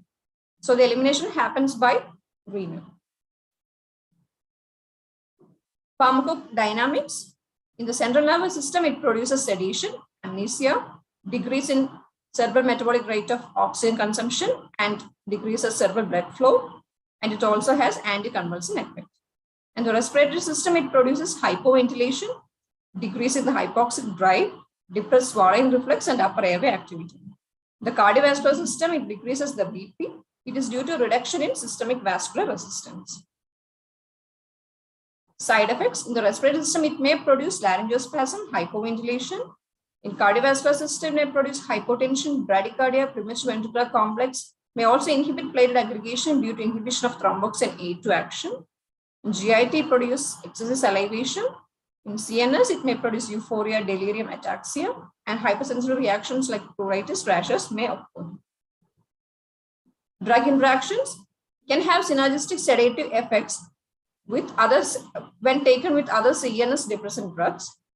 And when taken with enzyme inducers of cytochrome enzyme like alcohol or phenytoin, it promotes the metabolism of the drug. Contraindications, hypersensitivity, shock, acute kidney injury, severe respiratory depression. When the benzodiazepine toxicity occurs, it mainly presents as it mainly affects the central nervous system. It causes central nervous system depression, and the symptoms can vary from mild drowsiness to stupor or coma. And the antidote used is flumazenil, 0.2 milligram IV over 15 seconds to a maximum dose of 3 mg can be used. Coming to the preparations, parenteral form, the most commonly available preparation is available in the strength of 1 mg per ml. It is available as hydrochloride salt to make it water soluble, and the pH is 3.6. The preservative added is 1% benzyl alcohol, and the other strength include 2 mg per ml and 5 mg per ml. The vial showing 1 mg per ml solution, 2 mg per ml solution, and 5 mg per ml solution. The 5 mg per ml solution is also available in the AMBU form, and it is mainly used for intramuscular injections, and this is preservative-free drug. Next is oral midazolam. Oral midazolam syrup is available containing midazolam hydrochloride 2 mg per ml, and it is compounded with bitterness modifier like artificial cherry flavor. The pH is 3.6, and main use is for pre-medication in children. Intranasal midazolam, it is available as nasal spray, 5 mg per ml solution, 5 mg per ml concentration, and it is water soluble preparation and the lipid soluble at physiologic pH, allowing to cross nasal mucosa into CNS with rapid onset of action. The uses include pre-medication and the treatment of acute seizures in children. Clinical uses for preoperative medication, oral syrup 2 mg per ml in a dose of 0.5 milligram per kg is administered 30 minutes before induction of anesthesia in children. For IV doses, 0.05 mg per kg, around 2.5 to 3.5 mg in an adult. Intranasally, 0.2 mg per kg, around 10 mg in an adult. Intramuscularly, 0.07 to 0.08 mg per kg, around 3.5 to 5 mg in an adult. Next use is for IV sedation. The dose is 0.05 to 0.1 mg per kg, around 2.5 to 5 mg in an adult. It produces sedation and anxiolysis without producing delayed awakening, and it can be used during regional anesthesia, general anesthesia, as well as for brief therapeutic procedures. For induction and maintenance of anesthesia, for induction, the dose is 0.1 to 0.2 milligram per kg over 30 to 60 seconds. And the maintenance is 0.05 mg per kg IV bolus dose or 1 microgram per kg per minute infusion can be used. For anticonvulsant action, 0.15 to 0.2 mg per kg IV followed by 0.75 milligram per kg per minute infusion. And intranasal dose is 0.2 to 0.5 milligram per kg, especially in children. And for paradoxical vocal cord motion, it is a non-organic upper airway obstruction and stridor that manifests postoperatively. In that case, midazolam 0.5 to 1 mg IV can be given. And these are my references.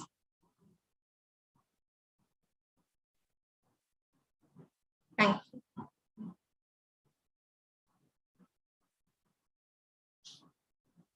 Ma'am? That was a very crisp presentation, Ritu. Okay. Any questions from the audience?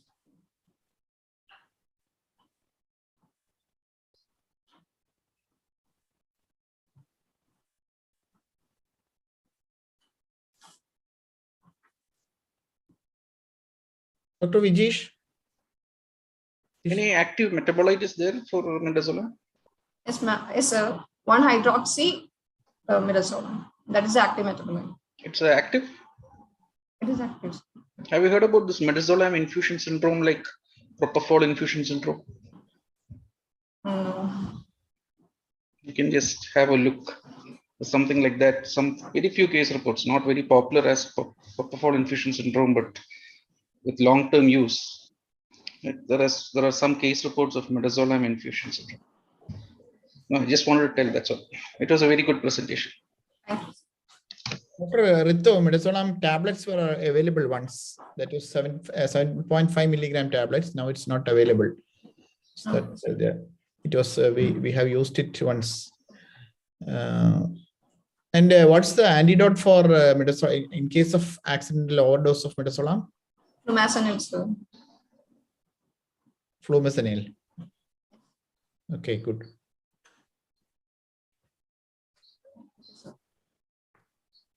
Thank you, Ritu.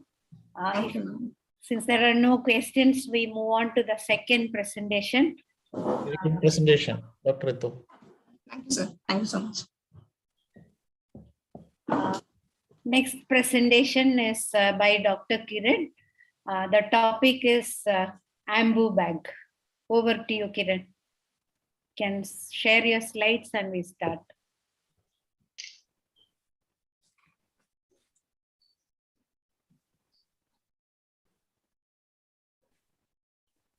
Thank you, madam. Today's topic for the for presentation is AMBU bag, or more generic name we can use it as manual resuscitator. Your slides are not shown.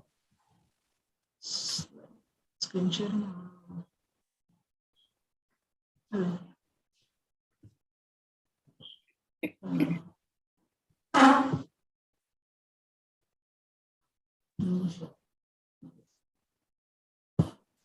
can shut down this presentation, Midazolam. Okay.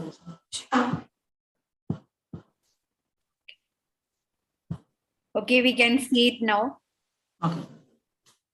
Okay, today's topic for presentation is AMBU bags, or more generic name we can use it as manual resuscitators. Where the term AMBU, it's a more popular company. It stands for Artificial Manual Breathing Unit. It's a Denmark-based company. They have first introduced their AMBU bags in 1953. First designed by Holger Hess and Henning Ruben.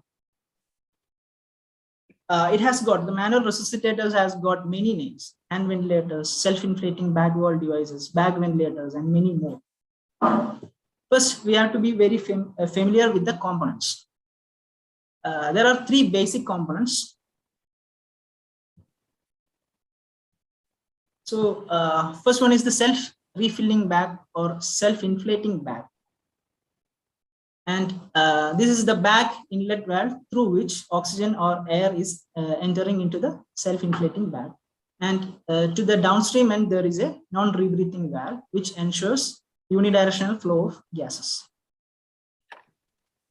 And other optional components include a pressure limiting device, can be attached over the inspiratory port, and an oxygen and a PEEP valve can be attached over the expiratory port, where we can also attach mechanism for scavenging and carbon dioxide detector. And this is the oxygen enrichment devices like oxygen inlet tubing and closed reservoir of oxygen reservoir bags. Now we can move to individual components. First, about self-expanding bag. It is manufactured in such a way that it is inflated in its resting state. So during exhalation, the bag expands. If oxygen from the delivery source is inadequate, the difference is made up by room air. So the maximum minute volume is determined by the rate at which the bag reinflates. It is divided into two types: autoclavable or reusable, and a disposable one based on the materials used. If the silicon rubber is used, it is an autoclavable or reusable one. If PVC is used, it is disposable one. And based on the capacity of the ventilation bag, can be classified into adult, pediatric, and infant. For adults, the ventilation bag volume is 1600 ml, and for child, the ventilation bag volume is 500 ml. And for both of them, the reservoir bag volume is 2600 ml. And for infants, the ventilation bag volume is 2400 ml, and the reservoir bag volume is 600 ml, which is more than double. This is the important part, non-rebreathing valve. It is a T-shaped structure, and preferably it is transparent so that the internal valve mechanisms can be visible. And this is the expiratory port through which the exhaled air passes out to the atmosphere. And we can attach a PEEP valve over here and a scavenging mechanism also. And this is the patient connector. through which we can connect endotracheal tubes, LMAs or mask. And this is the inspiratory port. The unidirectional valves there, which ensures during inspiration, these direct the gases from bag to patient, and during expiration, the valves direct the gas from patient to atmosphere. There are many types of unidirectional valves. We will come to everyone in detail. The first one is spring disc valve. When the bag is squeezed, there is a positive pressure is created inside the bag, which is more than the force of the spring, and that causes opening of the inspiratory port and the breath is delivered. So, and when the expiration occurs, that when the bag is re-expanding, there is a negative pressure is created. So the spring disc valve comes back to its seat and opening the exhalation port, and exhaled air passes to the atmosphere. So another type of valve is fish mouth valve. When the bag squeezes, the positive pressure causes opening of the fish mouth valve and inspiration. When the downstream pressure occurs during expiration, the fish mouth valve closes and the exhaled air passes to the atmosphere through the exhalation port. Next type is fish mouth flap valve. It has got a circular flap valve and a fish mouth valve. During inspiration or when the bag is squeezed, the flap valve closes the exhalation port and opens the fish mouth valve, through which the inspired air goes out to the patient. And during expiration, the downstream pressure here increases, which causes the exhalation port to open, and through this port, the exhaled air passes to the or escapes out to the atmosphere. These are other types of flap valves. The edge-mounted flap valve, when the upstream pressure here when the bag is squeezed, the upstream pressure increases, which causes opening of the valve, and during expiration, the downstream pressure here increases, causes closure of the flap valve. And these two are diaphragm flap valve and mushroom flap valve, in which when the bag squeezes, there is a positive pressure is created inside the bag, which causes the movement of flap valve towards left in both these cases, and thereby closing the expiratory port here and opening the inspiratory port. So a breath is delivered, and during expiration, the bag is re-expanding and a negative pressure is created inside the bag. So the valve, the flap valve, comes back to its seat and closing the inspiratory port while opening the expiratory port, through which the exhaled gas passes out to the atmosphere. So next is the bag inlet valve. It's a one-way valve. Usually it is opposite direction to that of the inspiratory valve, and it is open when there is a negative pressure is created inside the self-inflating bag. And when there is a bag squeezed, there is a positive pressure is created, and the bag refill valve comes back to its seat, and there is no air is leaked when the inspiration occurs. Next optional component is pressure limiting device. This is a pressure limiting device which protects against barotrauma or gastric insufflation. A variety of these devices can be used, like spring-loaded devices or magnetic devices. So we can set certain pressure with this device, and above which the gases pass out through this device. And there may be an override mechanisms also present in this device. According to ASTM standards, American Society for Testing and Material Standards, if a device that limit its pressure below 60 centimeters of water, it must have an override mechanism. If there is a locking mechanism is there, or the on or off button is to be readily visible to the user. In case of infant and children that require pressure limiting device with an opening pressure of 45 centimeters of water, and it must have an option for override mechanism, because the first few breaths of the infant may require pressure as high as 50 to 70 centimeters of water, because it is to overcome the flow resistance in narrow tracheal tube, or to expand the stiff lungs of a premature infant. And also an audible or visible warning is to be present in the pressure limiting device while it is operating. Next, about the oxygen enrichment device. We can deliver the oxygen near the bag inlet valve. We can deliver the oxygen near the bag inlet valve, and the percentage of oxygen delivering to the patient can be increased by increasing the oxygen flow rate here. The excess of, if it is inadequate, then the amount is compensated by room air. And another option is we can directly deliver oxygen into the self-inflating bag. So it must have a vending mechanism should be present, because if the pressure inside is increased, there is a chance that the non-rebreathing valve gets trapped in the inspiratory position and airway pressure increases. And other oxygen enrichment devices are reservoirs. These are most common. And this one is the option for an open reservoir. It has got a corrugated tubing which is open towards the atmosphere. So when the oxygen is coming, if it is in excess, then it passes out through this tubing to the atmosphere. And this is an example for a closed reservoir where a reservoir bag is there. Okay. Then a demand valve. This is a picture of demand valve in which this connects a compressed gas source with the self-inflating bag. So the demand valve opens when there is a negative pressure is created inside the self-inflating bag and continuously giving high FiO2.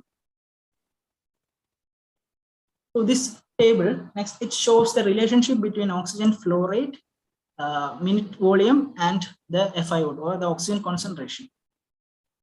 In case of an adult with a minute volume of about 6 liters, and we are giving oxygen flow rate of 3, we are getting an FiO2 of 56 only. For a 5 liter per minute flow, we are getting 81%. For a 10 liter per minute, we are getting 100%. If the minute volume is increased to 12 liters, if we are giving the same 10 liters, we are not getting 100%, but we are getting only 84%. If we are giving the same minute volume, same flow rate as that of the minute volume, that is 12 liters, we are not getting the magic number of 100%, we are only getting 97%. But if we are giving 15 liter per minute oxygen flow, then we will get 100%. That means if the oxygen flow rate is more than that of the minute volume, we will get the magic number of 100% FiO2. And next, in the next example, there is a child having a minute volume of 5 liter per minute. We are giving oxygen flow of 10 liter per minute.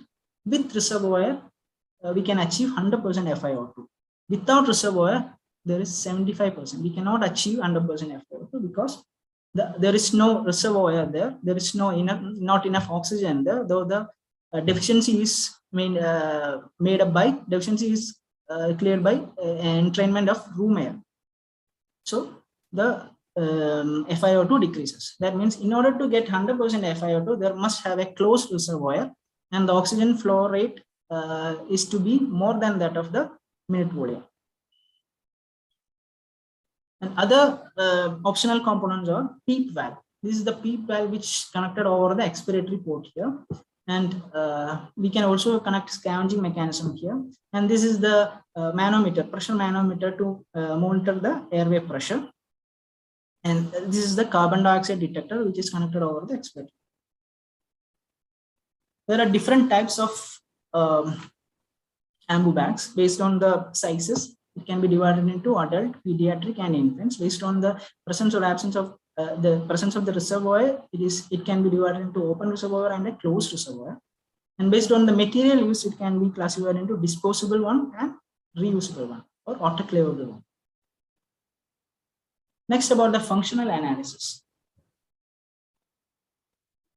It is a diagrammatic representation of a prototype respirator in which there is inspiratory valve over here and a bag refill valve in the upstream end through which gas enters into the system. And the upstream end, there is a bag refill valve, oxygen inlet, reservoir bag, a spillover valve, and an air entrainment valve. When the bag is squeezed, there is a positive pressure is created inside the system, thus pushing the bag refill valve against its seat and closing the bag refill valve while opening the inspiratory port. This forces the fresh gas here to the patient port, and a breath is delivered through the patient port. breath is delivered. During expiration, there is a negative pressure is created here, and the inspiratory valve and the bag refill valve gets pulled towards the self-inflating bag, and the oxygen, the inspiratory port is closed, and the oxygen or air gets entrained through the bag refill valve because of the negative pressures created inside the self-inflating bag.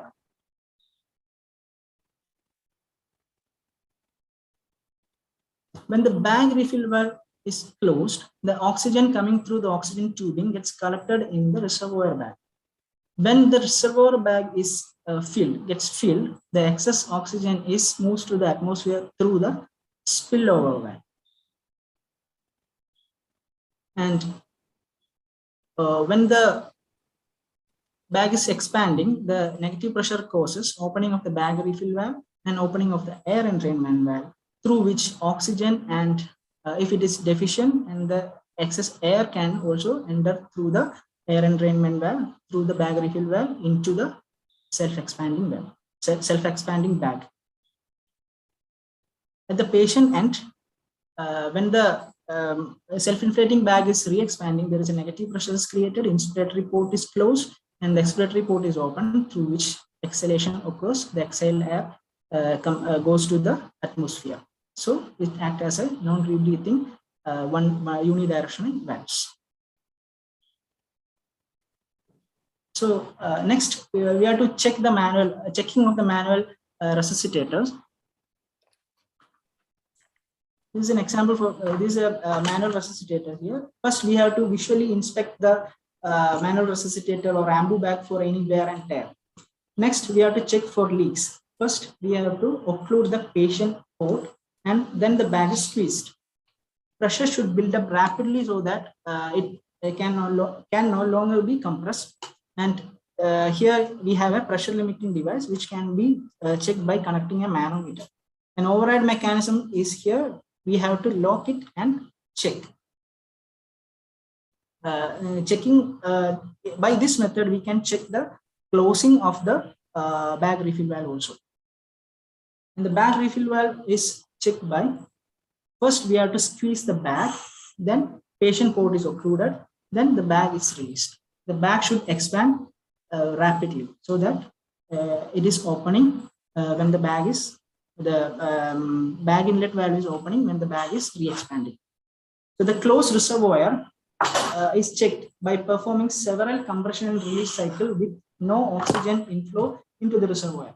There is no oxygen inflow into the reservoir. We have to check by performing several compression and release cycles. So the reservoir bag should deflate, but the resuscitation bag should continue to expand. Next, about the uses. It is mainly used for patient transport, suctioning, emergency situations, during manual ventilation, during MRI. In case of MRI, there's a chance that extension tube can be used, but if it is used in between patient port and the non-rebreathing valve, there's a chance that the dead space will increase and there's a chance of rebreathing. So it has to be avoided. And hazards.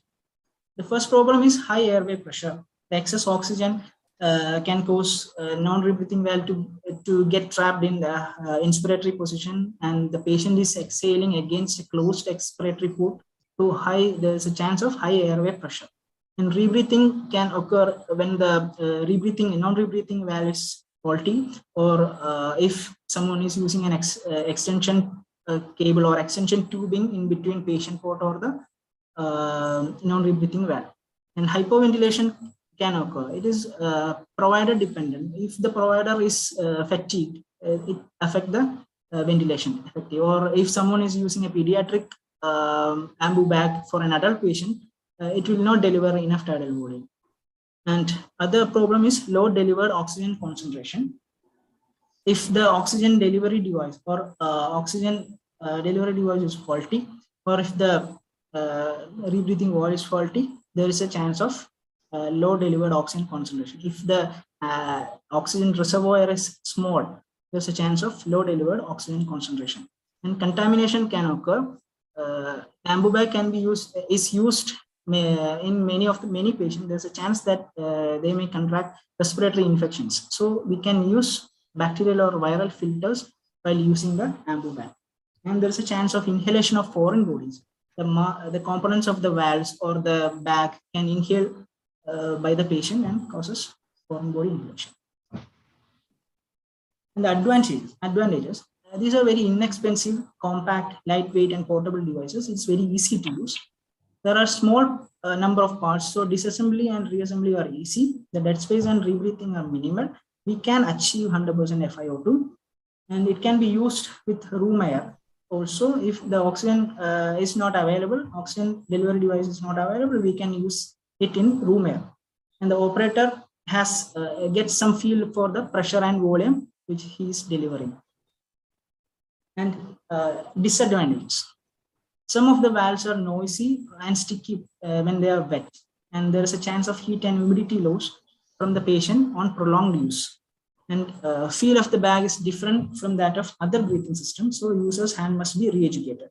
And valve must be located at the patient head, and its weight may cause tracheal tube to king. These are the disadvantages. Maybe these are my references. Finally, always know the location of the nearest self-inflating bag. If all else fails, you can keep a patient alive on room air. Thank you.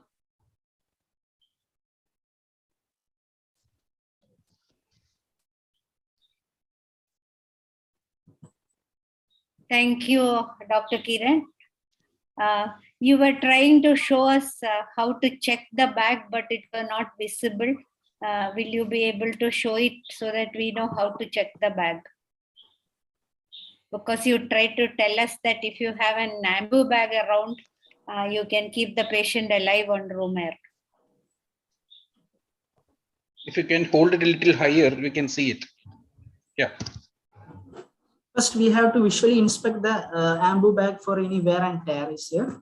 After that, next we have to check if there is any leak, so that the patient port here is closed, and we squeeze the bag, so that the pressure rapidly built up, so that we can no longer squeeze the bag.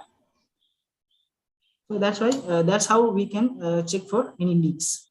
And this is the pressure limiting device here.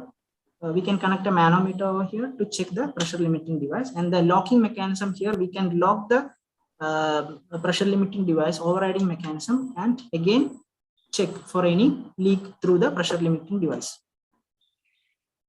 And the bag inlet valve here is checked by, first we have to squeeze the bag, and next we are occluding the patient and then releasing the pressure. The bag spontaneously and rapidly re-expands. That means the valves are functioning normally. And this is the oxygen reservoir bag. It is checked by doing several compression and release cycles. Without the oxygen is not connected. So that the reservoir bag gets deflated, and but the self-inflating bag continues to expand.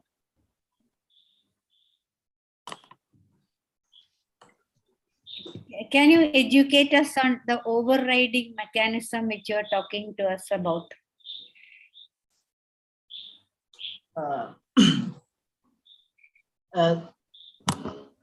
This is the pressure limiting device. So we can set certain pressure over here, above which, if we are squeezing it much harder, the excess pressure, the excess gas vented out through this port. If we have to give more pressure to a patient in case of poor compliance, or in case of infants or premature infants, we have to give them more pressure, so that we are locking it, so that there is no air is vented through this port.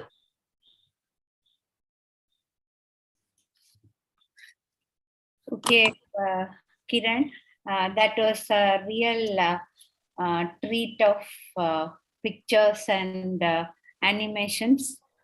Thank you. Thank you. It is open to questions.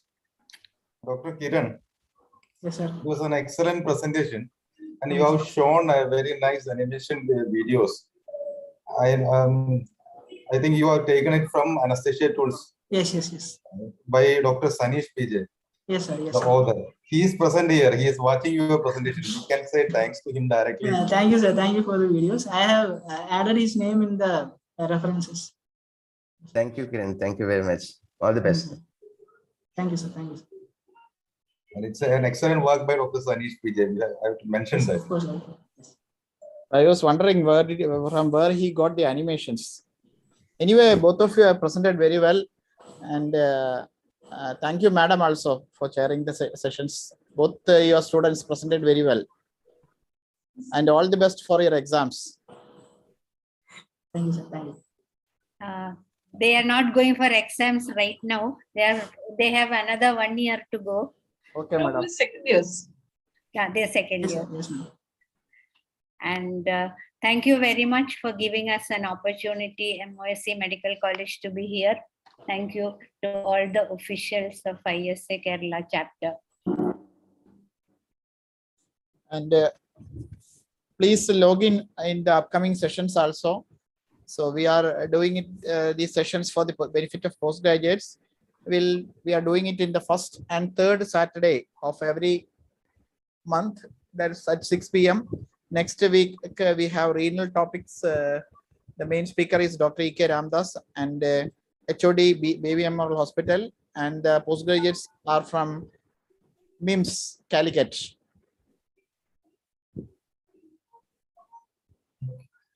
Shall we hand over the mic to President and Secretary, Dr. Shamshad Begum, and Dr. Paulo Rafael is ready to close the ceremony, I think.